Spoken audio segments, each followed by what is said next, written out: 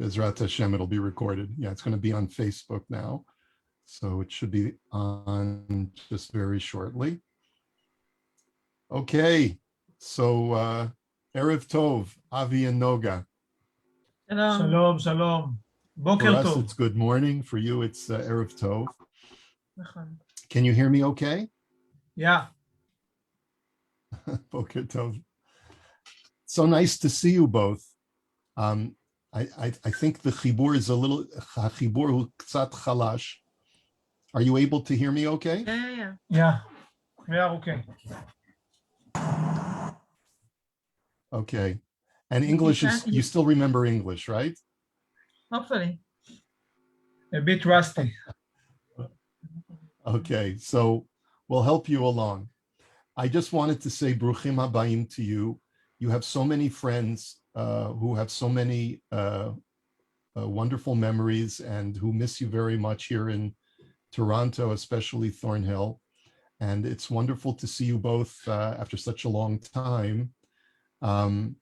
The reason why we're speaking this morning or this evening for you is because Avi, you posted on Facebook, we're Facebook friends, and you posted on Facebook a very painful image of you carrying the Sefer Torah out of your Beit Knesset in Lud, where you both live. And this was part of a much larger narrative, of a much larger story of what was going on over the last couple of weeks, where Hamas created a tremendous amount of civil unrest in the entire region. And the spillover was that there was a lot of tension in mixed communities, like in the city of Lud, which we'd like you to speak about. And that has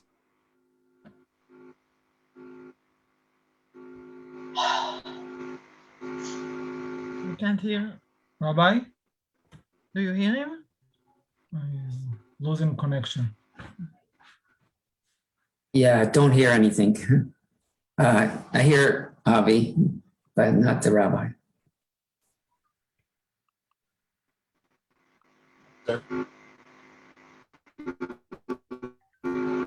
everyone, please, Yoga. Thank you.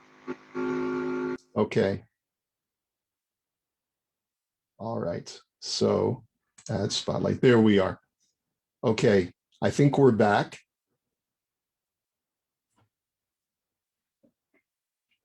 Okay. So Avi and Olga, if I could please ask you to unmute. I'm sorry about that temporary interruption. Okay. So so I hope everyone could hear what we were saying before, is that we noticed that there was some civil unrest. We saw the photo of you carrying the Sefer Torah from your Beit Knesset. So I'd like to back up for just a couple of minutes. We need to catch up over the last few years. You were shlichim here in Toronto. How long ago? How long ago was this? And what have you been doing since? It was back in the days, 8 years ago. We came back 8 years ago. Noga and I were teachers in Chat North, the North Campus, that today it's unfortunately it's closed. We came to Lod because Lod, it was the closest city to the airport. But seriously, the reason is that we wanted to be in the center of Israel, very close to it's very close to Yerushalayim, and today with the new road to Yerushalayim, it's only 35 minutes from my mother's house, and it's very important for me. And it's also not far away from Anana, from Noga's parents. Also in Lod, there is a very, very strong and unique community, and we will speak about this very soon. And also, in Baruch Hashem, there are many good deeds that we can help with in Lod. Let's put it in this way. And we can find a meaningful life and with mission here in Lod. Okay, so yeah, please. I can add that Lod 20 years ago was like slums. It's not a place that people with money or with education want to live here, because it was a city that when they built the Modi'in and Shoam, all the people that have the money move there.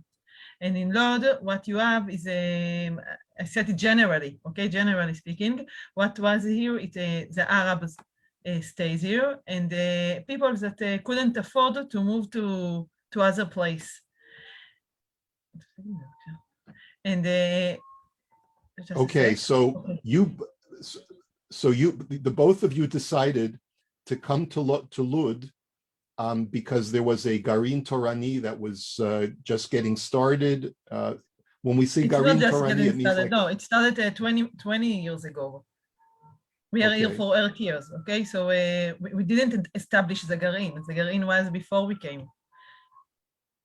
okay. But it was very Just to important explain, for us. a Garin Torani is like an Orthodox community, a Dati religious community.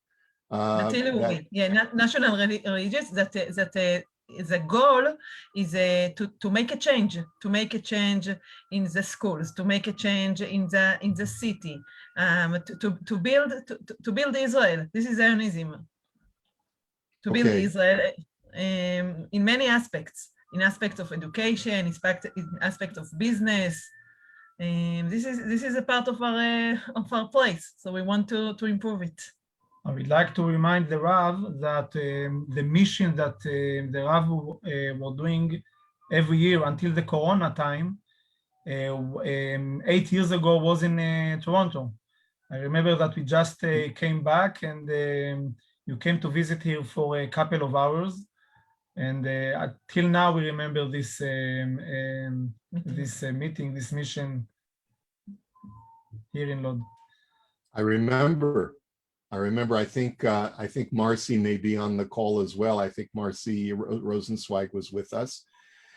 And it was very inspiring to see what was going on in Lud. And not only the fact that you were helping to build Yiddishkeit, to build Yahadut in a community which was looking for chizuk, which was looking for strengthening, but also that it was, what was inspiring is that we saw that there was a very old shchuna in Lud, where the houses were very low income housing, but then there was also a whole all new neighborhoods that were being built up, new buildings. We saw building cranes, and the community of Lud looked like it was becoming like a completely regentrified, a renaissance.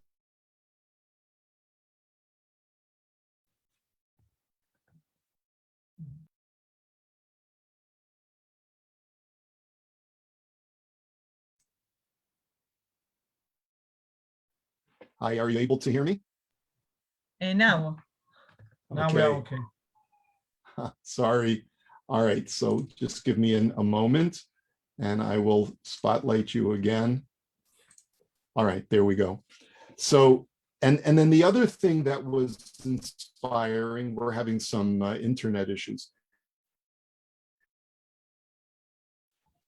The other thing that was inspiring was that it was what's called a mixed significant Arab population. And I think either you or the other representatives of the city was about how a spirit of cooperation in Lud between the Arab community and the Jewish community. But apparently, so tell us the way things were and tell us how things are presently.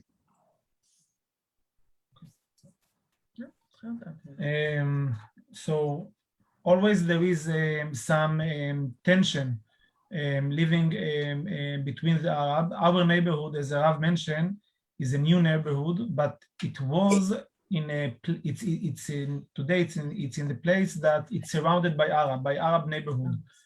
We have next to our windows there is a Muslim cemetery, so we can see them very often coming to the cemetery. And also there are we have a neighbor very close to us, like about 10 meters, and all of the neighborhood very close. We have very good friends that came to visit us, that they are now watching this, they are participating in this Zoom meeting, and they know how close it is to the Arab. So always there is a tense. It means that the Arab have some culture that I don't even understand. I cannot even explain it. That they are shooting guns during their weddings. They have the muazzin are calling up everyone to pray in 4 o'clock in the morning. They have, when there is Eid al-Fitr, it means the end of the Ramadan, the 3 days of the Ramadan. So the muazzin are they are doing like a celebration, and the fireworks are working 3-4 hours in every evening. So always there is a tense, and always there is some there is inconvenience. Let's put it this way. But although there is like coexistence, it means that we are buying from their stores, we are going to the neighborhoods, we have some activities together, and we find ourselves living next to them, mostly daily basic every day in the last 8 years until 2 weeks ago. I just want to add that it's not that there is a Arab neighborhoods and a Jewish neighborhood. A lot of the city, we live together. It means our neighbor is a Jewish neighborhood, okay? But Arabs live around in every neighborhood. It's not that you can say, okay, I want to go to this part of the city because it's Arabs neighborhood. No, it doesn't work like that. So it means that you live together. You're going to the same doctors. You're going to the same stores. We buy from them. For example, if I want to paint my house, I'm going to an Arab store, and it was very. You didn't ask yourself where to go. Of course, kosher food, yeah. But if you want to buy something, you can go to a Jewish store. You can go to Arab store. It wasn't an issue until 2 weeks ago. And if you want, we can speak about it. Just let us know what you. Yes, we would love for you to speak about it. Okay. And then, once we are able to discuss this, then I want you to talk more about the work that you're doing in Lud in general. But I think people are very interested in, like, what was life before 2 weeks ago, and now, and what happened, and what kind of violence and destruction took place since then. I can tell you that before the Praot, before we call it Praot, like riots, okay? Before it, my kids can go to school by themselves. They can go to the park by themselves. They can go to Bnei Akiva at night, at a Friday night by themselves. Of course, with friends. You don't go.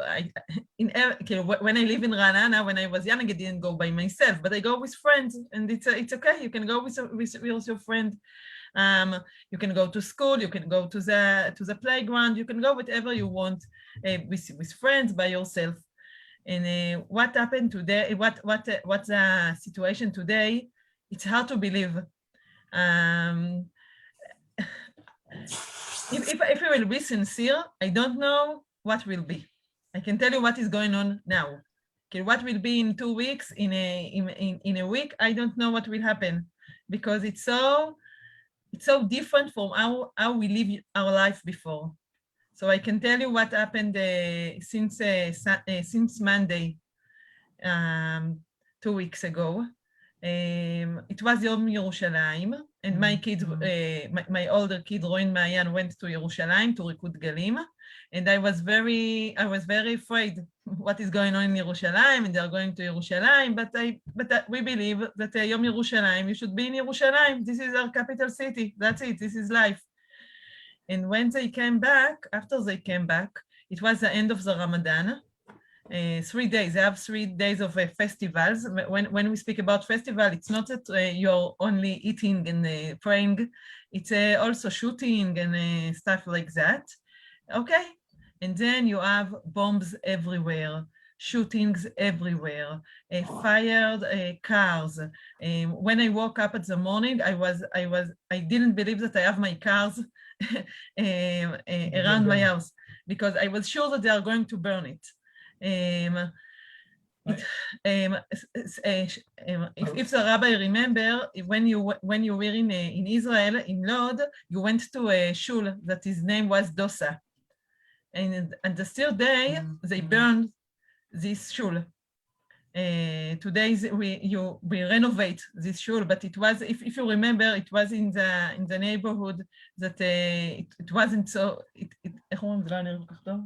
wasn't look so good. It wasn't look so good, but it was terrible. Every night, 8 p.m. came, and then like a war. My son is 10 years old. He told me, "Mommy, I'm so afraid from the shooting. What is going on?" And I didn't know what to tell him because it's not life to live like that. And then you have the sirens of the rockets, and you don't know what will happen. It means it's like a chaos because the people that you trust them, the people that you walk next to them on the street, they are coming, they take the flags of Israel and they broke it and they burn it. And this is their city like it's my city. It's not that they came from other place. We live at the same city. If they damage, if they make any damage, it's not only for me, it's also for them. But you couldn't talk with them. It was like a war next to your house. So Noga and Avi, how do you explain it? In other words, it's not just because of Ramadan finishing, because you've been there for 8 years, and when Ramadan finishes, okay, there's a lot of celebration, there's guns that go off. You know, there are other cultures other than Arab culture, like in Mexico also, when there's a celebration, they shoot guns in the air, right? You know, I grew up in Southern California, so it was known that, you know, when the guys in the barrio would celebrate, they would shoot guns in the air. But normally it would be more civilized, you know. Obviously, did Hamas get out the message to all of the Arabs living in Israel that this was what was expected of them? I mean, was this organized or did it just happen spontaneously?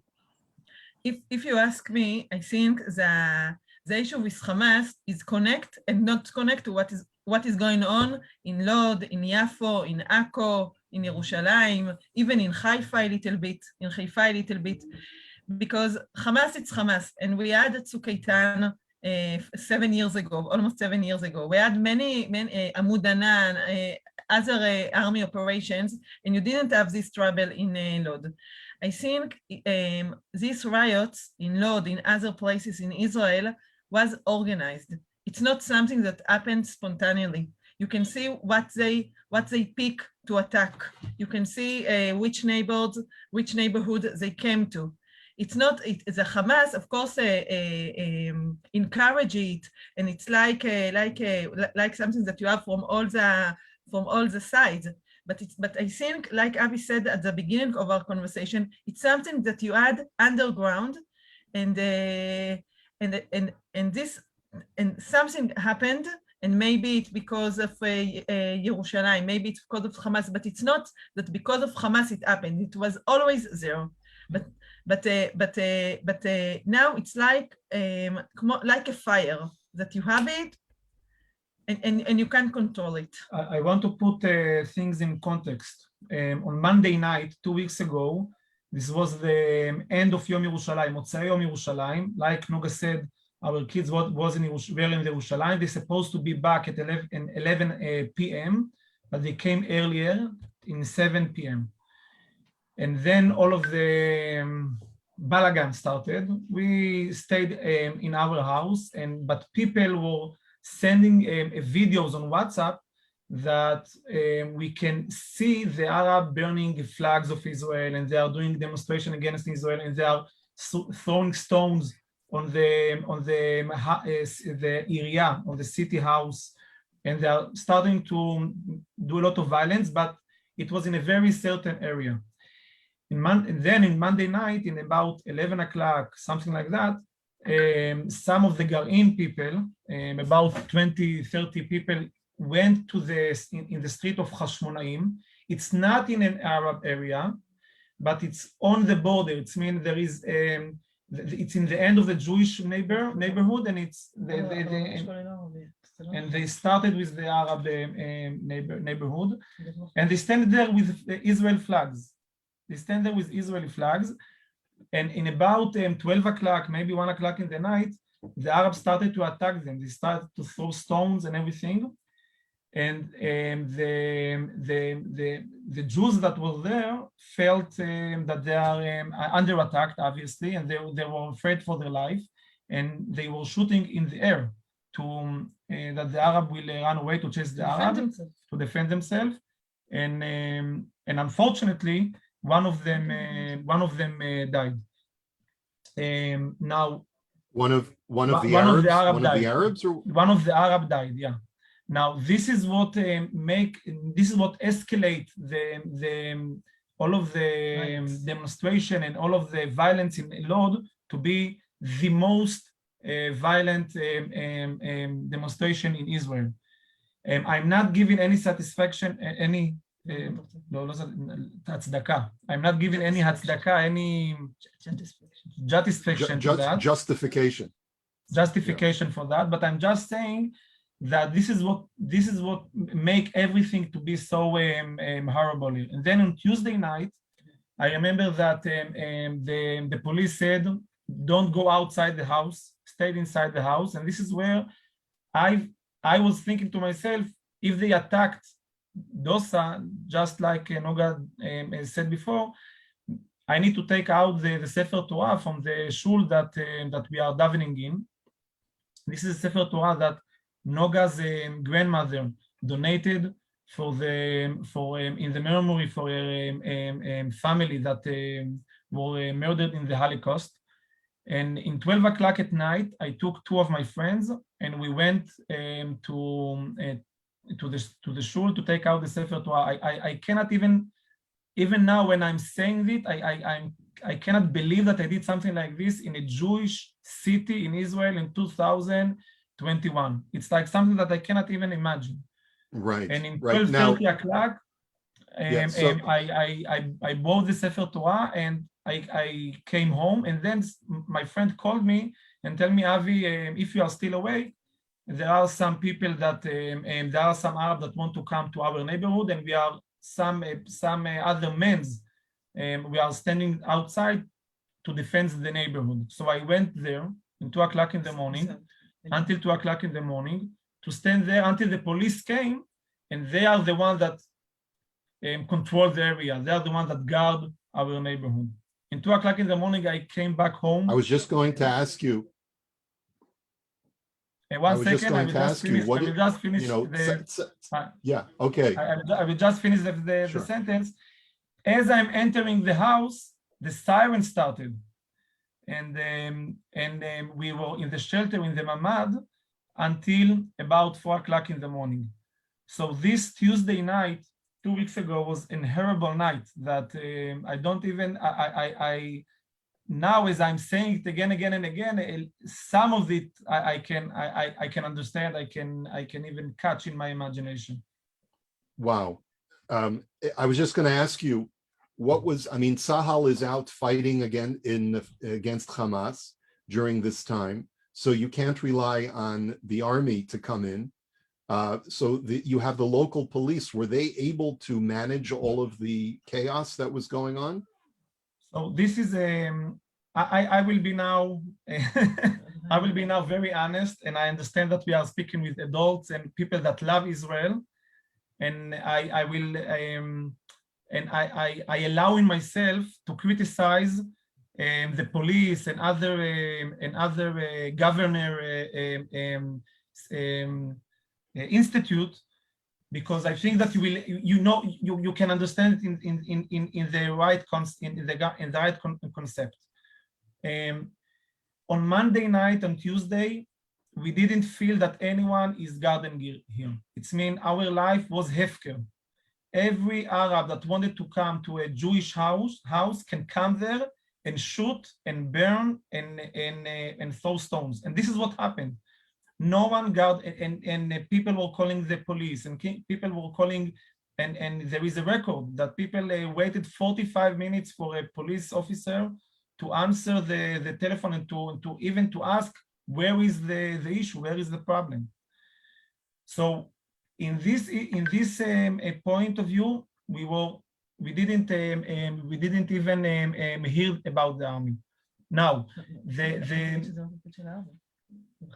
נכון, we didn't, and we rely about the police, and the government, the ממשלה didn't want to put the army inside here, because if they will put the army inside here, it's mean that there is a war inside in Israel. It's mean in a political point of view, it seems like there is a war between Arab and Jews, and it's something that until today the politicians are not saying this word. It means that will not say there is an Arab a civil war. Jews war. Yeah. No, they will say איך אומרים את זה באנגלית? There is a conflict inside the involved city. This is like a very political, Internal, correct, right, an internal conflict. Yeah. Okay.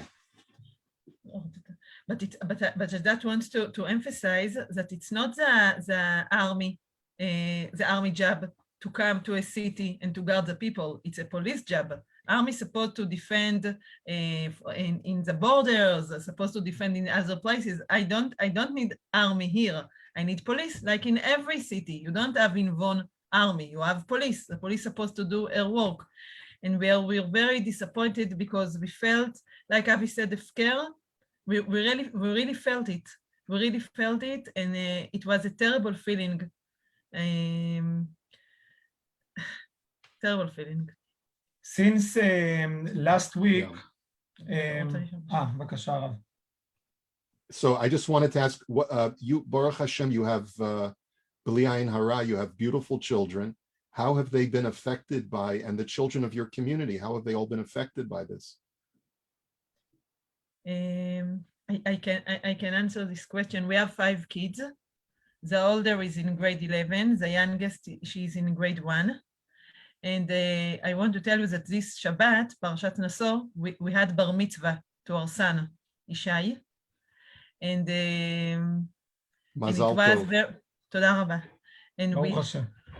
And it wasn't easy for us to make the Shabbat, to make we want to make event at a Thursday night.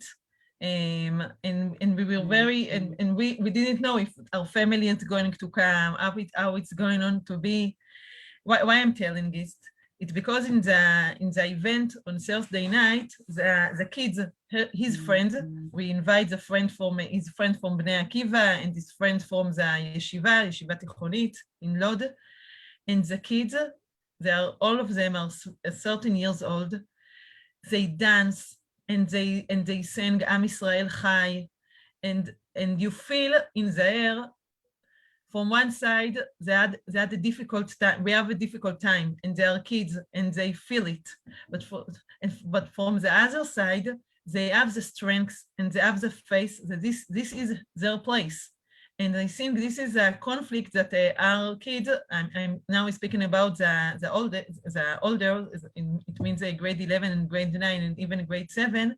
They felt it. They feel this is my home. This is my place. This is my land. And what is going on?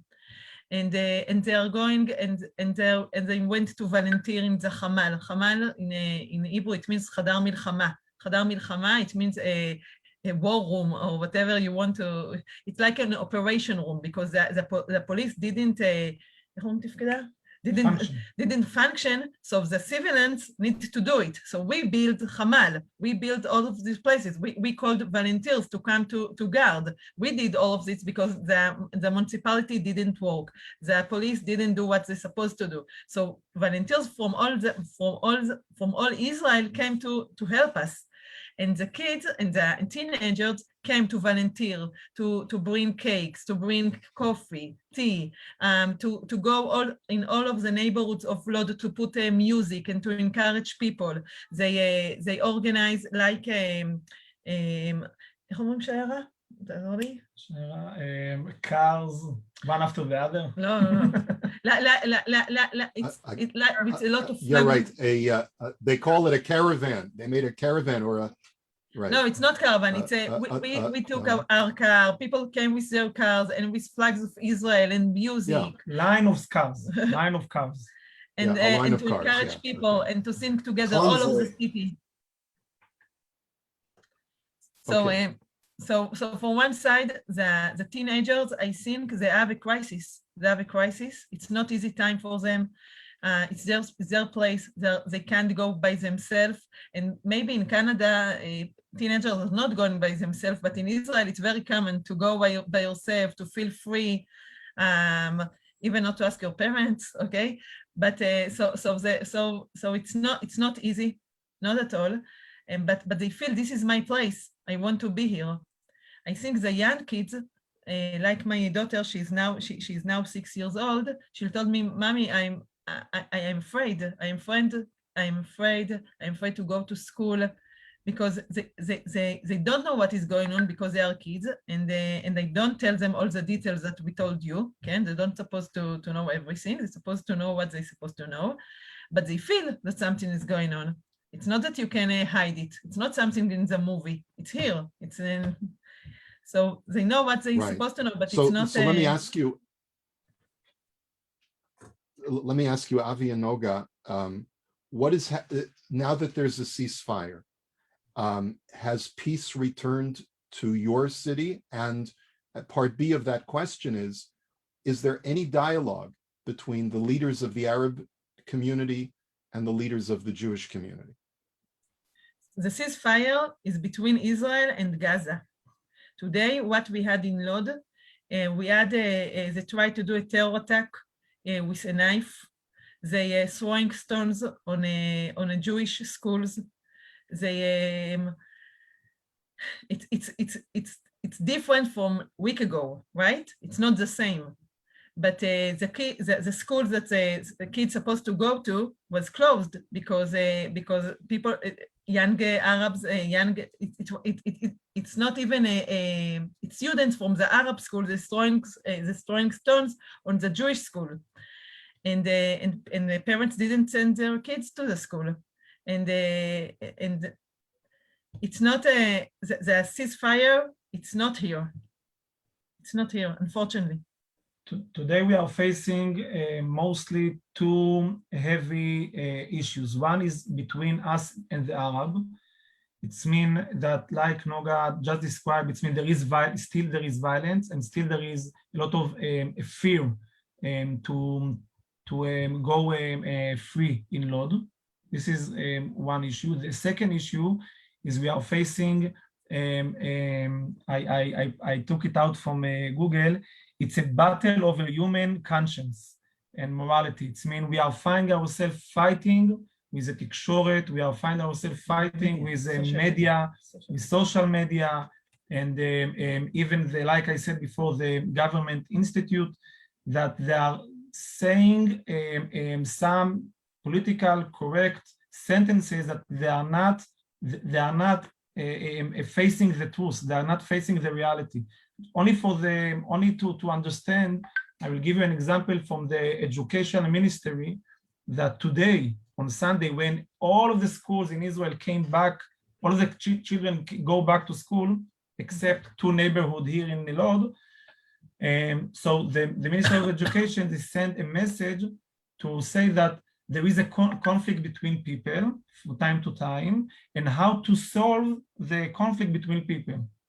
Instead to say that there are Arabs that were trying to kill Jews 2 weeks ago, and there are Arabs that were trying to kill Jews in Israel from Gaza to Israel. It's mean we see it all over the world and also in Israel, and this is what is bothering me so much. It's mean that not only that the reality it's difficult, also maybe it's convenience for people to say there is no problem. Right, Life so- go back to normal, so let's say that there is a conflict. It's not a conflict. There is a violence between one side to the other side. I think that we all share, everyone on this call shares in your frustration. The Jews worldwide are seeing that there is no tolerance for any kind of hatred except for Jew hatred and except for a hatred of Israel. Everything else is off limits. You're not allowed to hate. You're not allowed to discriminate, except if it's against Jews or Israelis. And the Israelis are being portrayed as the worst possible people in this conflict. And the media worldwide is complicit, except for a few outlets. So this, of course, is I'm sure is the source of great frustration, even more for you because you're living through it. What I wanted to ask is, you know, like we saw on the media that there was a gathering in Tel Aviv over the, perhaps maybe, I don't know whether it was Friday night or whatever it was, where Arabs and Jews came to the streets together to demonstrate for peace. So obviously there are reasonable Arabs that you can speak to and you can work with. Is there anyone in your community that the leadership from the Jewish community can sit down with the leadership in the Arab community and say, how do we solve this? How do we arrive at putting this behind us? So Rav Samet is the Rav of the Garin Torani. And he had a very famous video on, I think, a week and a half ago with the Imam. The Imam, it's like the chief rabbi of Lod here. Muslim. Sorry. No, I said like a chief rabbi. Yeah. I mean, he's the for the Muslims. And on air, this Imam said, "You are an enemy state for us. We will never want to have peace with you, and I don't want to speak with you." And Rav Samet, he told him, it's not only I heard it from Rav Samet a few times, that he approached to him a few times to sit down and to speak. And this Imam always refused, always say, I don't want to sit with no one and not to sit with anyone that is from the Jews rabbis or from the government institute. The point is that for the Imam, he doesn't need to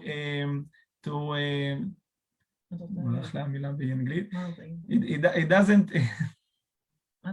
יכולים להגיד בעברית.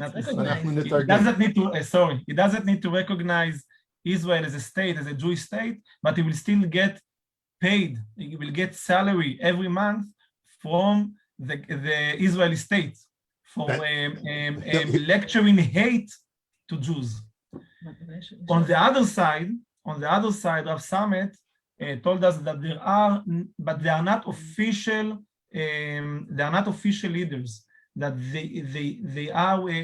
He has a connection with them, and they are showing some mercy and some tolerance about what is going on with the Jews, but he doesn't know if how much from this it's true and it's honest, and how much is fake. So I'm sure that you can find Arabs that they don't support it because they suffer from it. It's not, of course, I suffer from it, but they suffer from it too. It's their city too. This is what we say coexistence. We live in the same city. I'm not going anywhere. They are not going anywhere. We are going to live together. But I'm sure that there are Arabs that they feel that is not good what is going on, and it doesn't develop our place. But unfortunately, they don't have the strong leaders to stand up and to say it. Maybe they are afraid for their life. Maybe they're afraid from other things. But it's not a voice that you can hear, unfortunately. So maybe in Tel Aviv, but not here. Right. No, I understand. Tel Aviv is a completely different city for many reasons. It's very sad to hear this because we would like to think that that Arabs and Jews living in Israel already now for generations would at least recognize that there's a need to get along and everyone has to coexist. But what you're suggesting is it's not just Palestinians, but Israeli Arabs as well, that have been ingrained with a certain cultural hatred or animosity towards Jewish Israelis. They still view the Jews as occupiers and as people who took away their land. Is there any pitaron? What in your opinion, what is the future for this? How do we resolve this?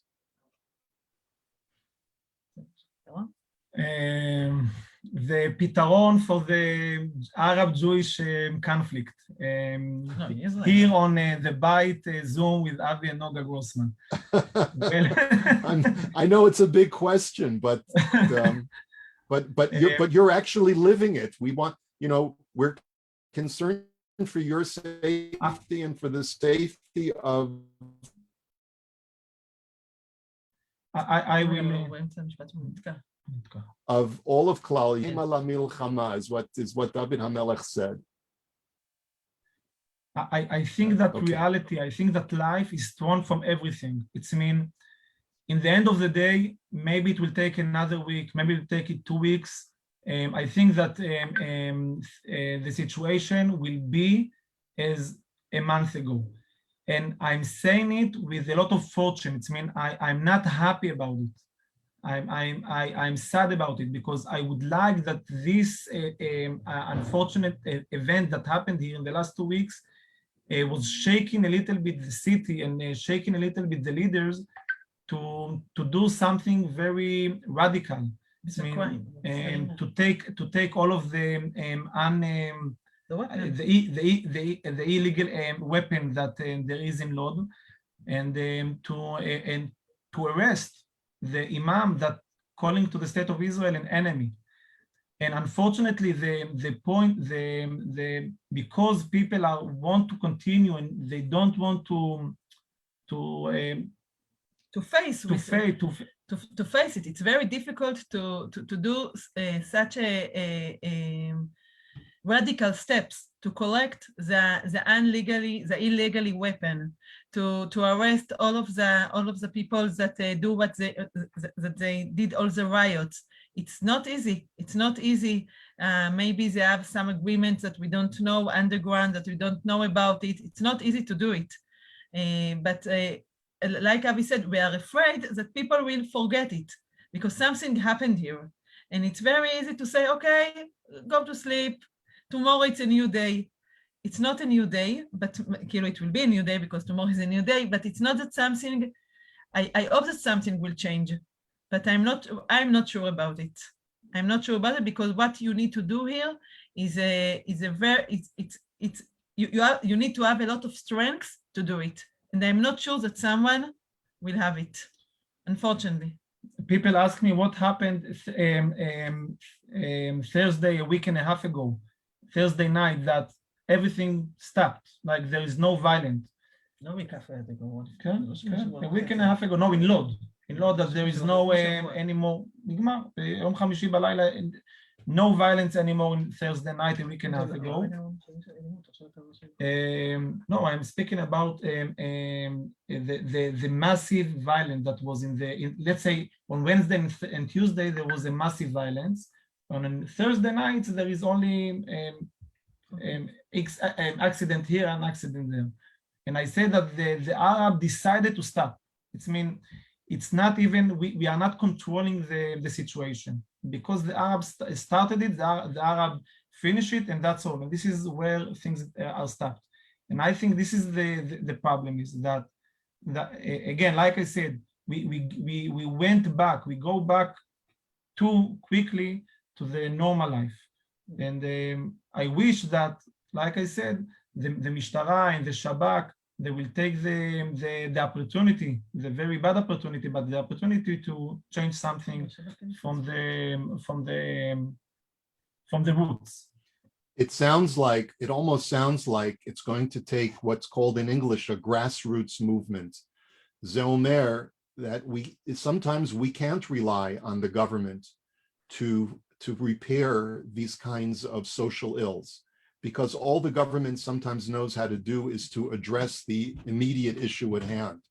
But when it comes to creating diplomacy between two very different cultures and very different communities, sometimes it takes the average person on the street, the person who's not part of the government, who's not part of the organization, to be able to reach out to the other person who also just wants to live in peace.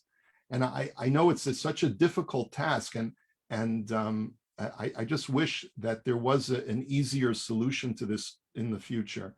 Listen, let me ask you, Avi and Noga, let's talk about the good that you're doing. Tell us about all of the good things that are happening in the community of Lod. And I also wanted to ask you if, let's say, the Jews in Canada or anyone else who's watching this Facebook, if they wanted to do some kind of shituf pula, if they wanted to do some kind of cooperation to be partners with the work that you're doing in Lod, how could they do it? So first, tell us about what the good things that are happening in Lod with the Jewish community, and tell us how we can be part of the work that you're doing. I think that the good things, there are a lot of good things in Lod. It's hard to believe. It's hard to believe. A lot of chesed that you can't imagine. If you remember, Arav Eitan Shnerb, that his daughter was killed in a terror attack 2 years ago. He established.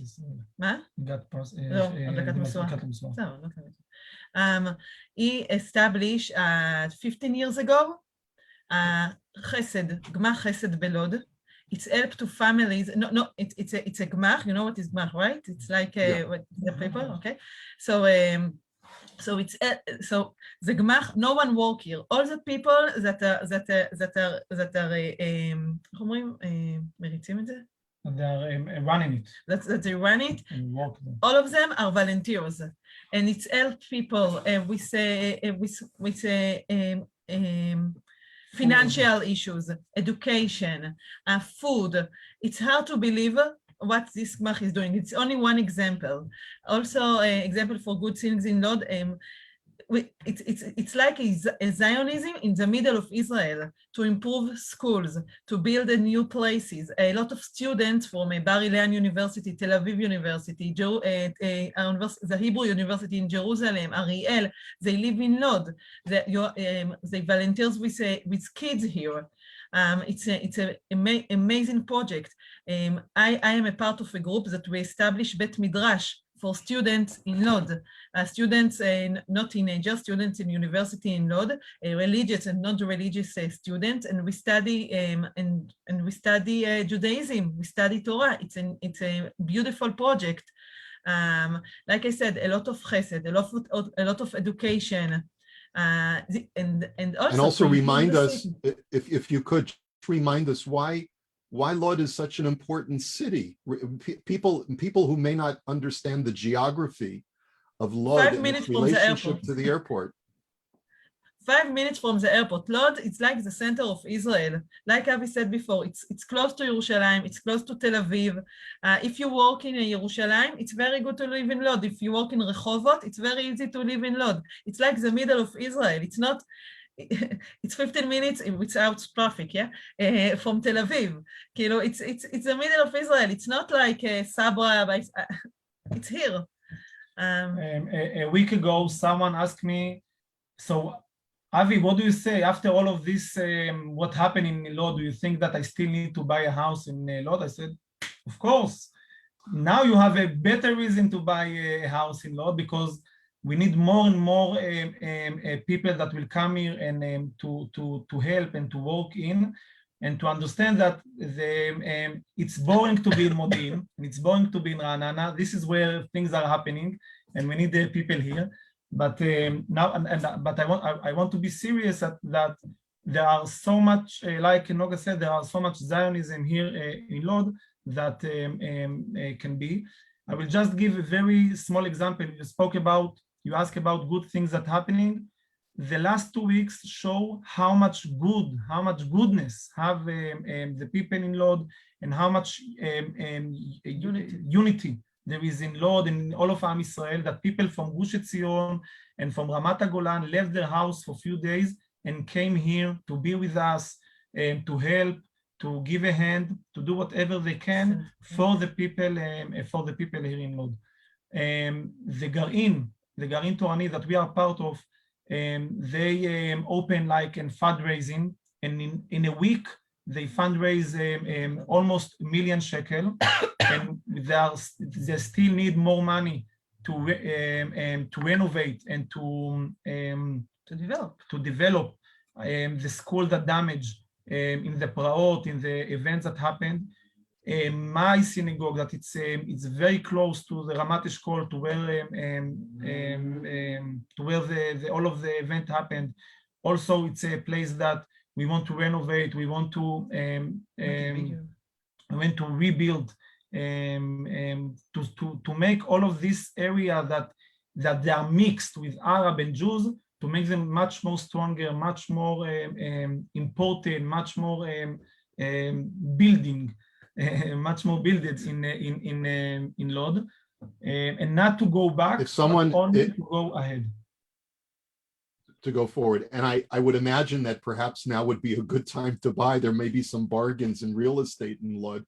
But let me ask you, if a person in Canada or the United States was interested in helping to rebuild the shul or rebuild the school, can you give us some contact information as far as how we can help? Of course. I will send on WhatsApp to the rabbi. I have a link of donation. You need to, it's in Mizrahi, Canada, so you will have a tax refund, and you need to choose the Garin Torani in Lod. And there is a prospect that we prepared for a donation. Okay, well, yes, with explanation, of course, with explanation. Yeah, that's very important. I'm sure there are a lot of people who just really want to participate and want to be able to help, because we recognize how vital the work that you're doing there, and how important it is, and how challenging, because, you know, a person can choose to live anywhere in Israel, but to choose to live in Lod means that you're really Moser Nefesh, to be able to help the center of Israel remain strong for the Jewish community. Just a couple of questions that showed up on my chat. Did you recognize any of the Arabs that were throwing rocks and demonstrating and burning? Like you mentioned that these are people that are not from out of Lod. These are your own neighbors. Did you recognize anyone? No, it was in the night time, and we were not close to them. It's about 30, 40 meters. So there is only one 30, 40 meters. This is what I said. And there is only one neighbor here that, if the Rav asked before, so I will just tell a story. 2 or 3 years ago, the electricity went off on Shabbat in our apartment, and I was looking for an Arab. So I knocked on his door. He's living right across the street. And he came. Of course, I will come and help you. And in Tuesday night, 2 weeks ago, he threw stones on the cars, that the Jewish car on the street. So he's the only one that I recognize. People ask me, how are you going to be with him after the Praot? I don't know. It's a good question. The police officers know about him. They know about what he did. He's still walking around free. So we don't recognize specifically people, only if it was like very close and there are neighbors that we know before that. Okay. Avi and Noga, I know that you're in the middle of your family simcha for the bar mitzvah. So once again, we want to wish you a mazal tov, and Bezrat Hashem, there should be many, many smachot in your family without some of the tension that you've been experiencing lately.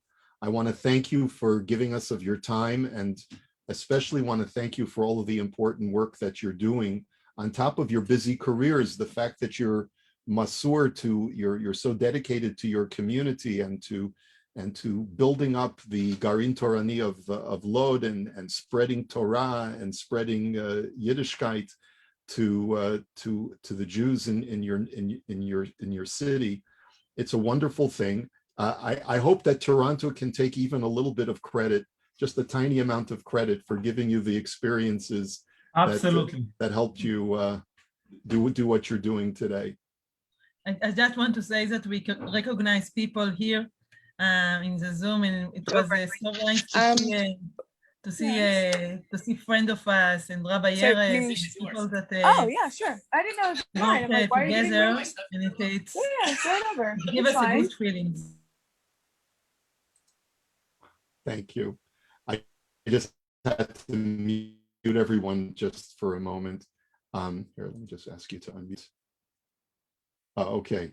I'm going to leave the last couple of minutes for anyone who would like to unmute themselves to just say Shalom Aleichem and whatever blessing you want to give to Avi and to Noga and to their family. Please feel free to unmute yourselves. We'll do this for like 2 minutes and then we're going to call it a day. So let me just say again, thank you very much. Chizku v'imtzu. You give us tremendous chizuk with what you're doing, and we give you the bracha of chizuk as well. And Bezrat Hashem, I look forward to seeing you very soon in the city of Lod, in the very peaceful city of Lod. Amen. ותודה רבה. Thank you so much for the opportunity to speak about it. Thank you so much. We really appreciate it. Thank you. תודה רבה. Okay, if anyone would like to unmute themselves, please go ahead. Good to see you. Baruch Hashem. Baruch Hashem. Keep up the good work. Chazak ve'matz. Chazak. Okay. תודה Hello. רבה, רב ירס. Hello, שלום, Avi. שלום. Hello, Avi and Noga. It's Saul and Harriet. I don't know. I'm not sure if you remember us. I know you lived around the corner from us on Mullen. We're so proud of you. You know, we're just so proud of the. You really have the chalutz spirit, and you know, you're just paving the way for maybe our children and our grandchildren to follow your steps. We remember you, of course. Thank you very much. תודה רבה. תודה רבה רבה. It's give us strength to see you and to speak with you. It's give us a real strength. באמת, ממש. You give us strength. When we God willing, when we will visit our children, we'll make sure to visit Lod. Okay, so be prepared for us. No problem. You are all welcome. Avi Noga, Shmuel Figdor, Mazel Tov to you. Nice to see you again. שלום, שלום. תודה Shalom, רבה. shalom. וואי, דרישת שלום למרה, איזה כיף. Keep up the good work. You're actually examples to all the Jewish people to inspire them to want to take on challenges for Hashem. And you're quite amazing people. And so Hashem bless you and guard you and shine his face upon you. Amen, amen. Thank you very much, עזרא. תודה רבה. תודה רבה רבה.